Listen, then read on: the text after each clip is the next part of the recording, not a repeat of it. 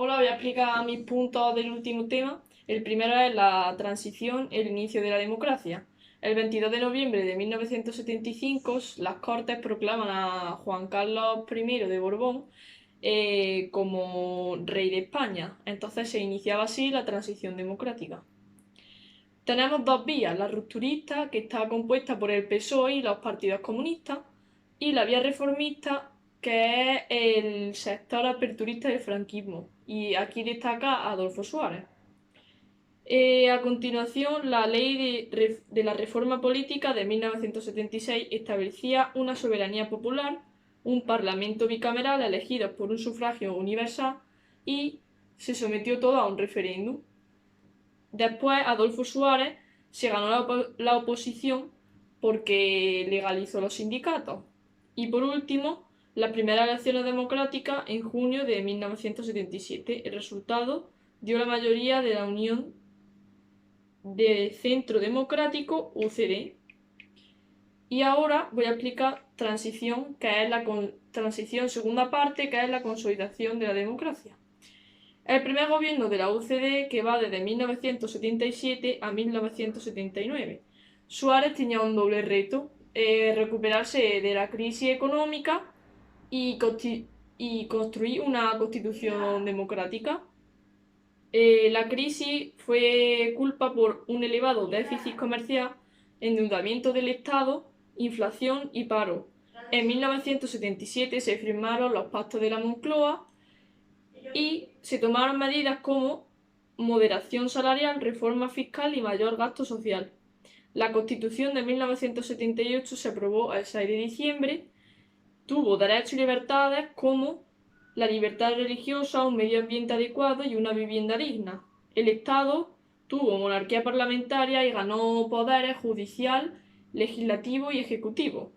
Y la organización territorial era que el Estado tomaba las decisiones de dividir España en provincias, municipios y comunidades autónomas. A continuación vamos a ver los gobiernos de la democracia desde 1979 hasta 1996. Fue aprobada la Constitución, se convocaron nuevas elecciones en 1979, donde triunfó la UCD. Se inició la configuración de los estatutos de la autonomía, con la aprobación en Cataluña, País Vasco, Galicia y Andalucía. Además, se aprobaron las leyes como los estatutos de los trabajadores y la Ley Orgánica de Libertad Religiosa. Adolfo Suárez dimitió en 1981 por el terrorismo y la oposición el 23 de febrero de 1981 se celebró la sesión de investidura con su sucesor Leopoldo Calvo Sotelo, donde se produjo un intento de golpe de Estado en los diputados de la fueron secuestrados por militares y guardias civiles. Leopoldo solo duró un año, fue cuando se aprobó la ley del divorcio y España ingresó en la estructura de la UNTA. Luego, los primeros gobiernos del PSOE. La parte exterior, la incorporación de España a las comunidades europeas de 1986.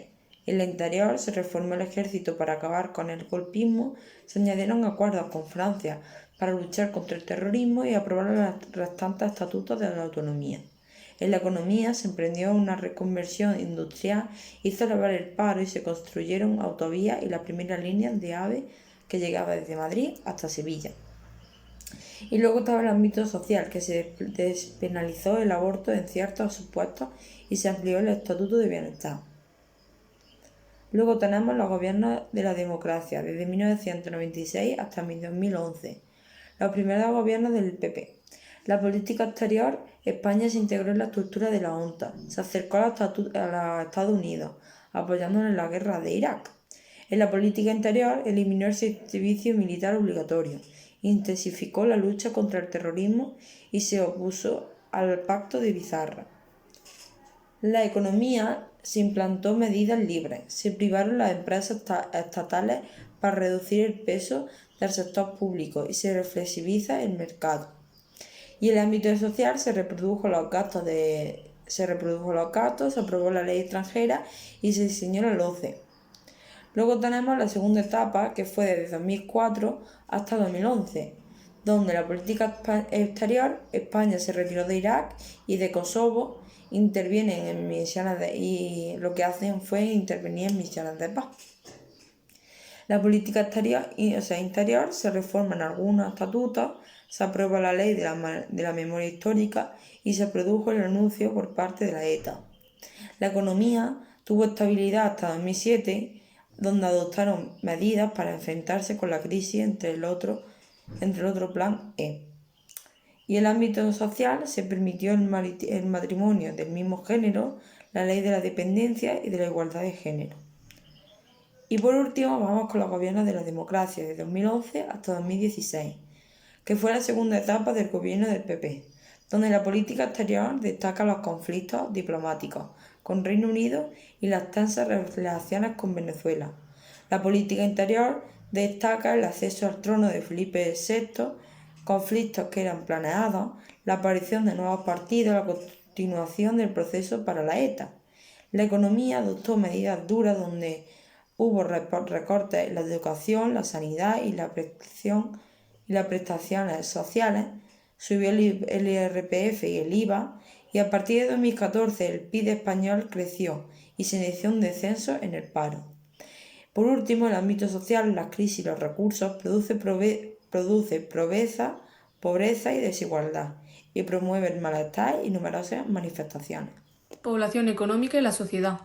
La evolución demográfica. La población tuvo un crecimiento muy bajo, ya que la natalidad bajó y bajó la mortalidad.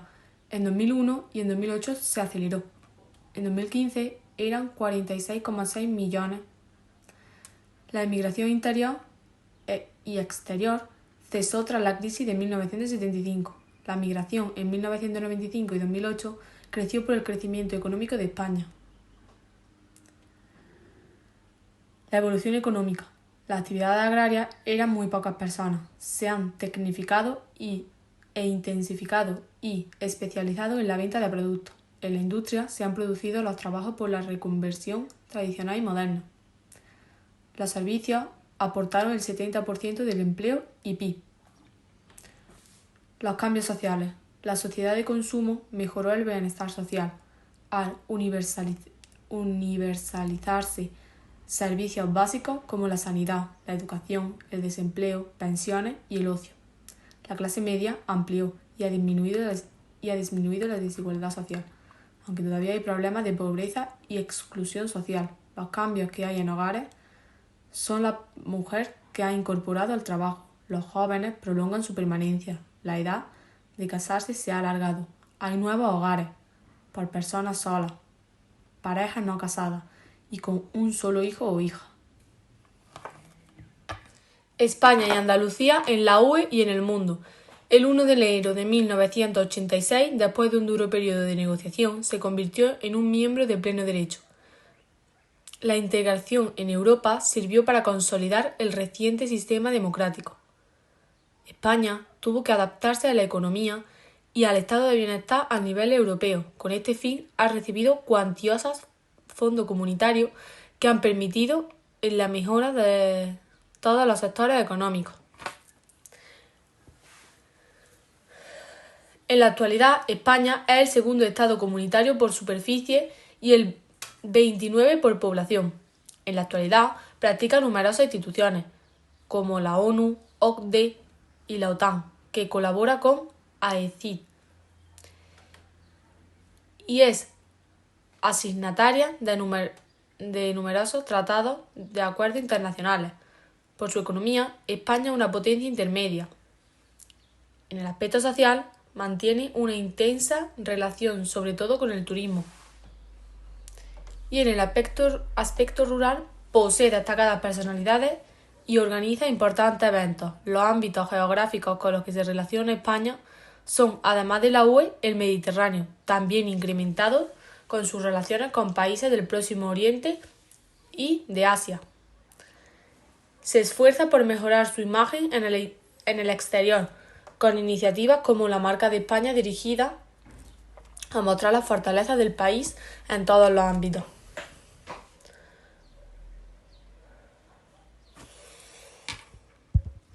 Andalucía, transición y autogobierno.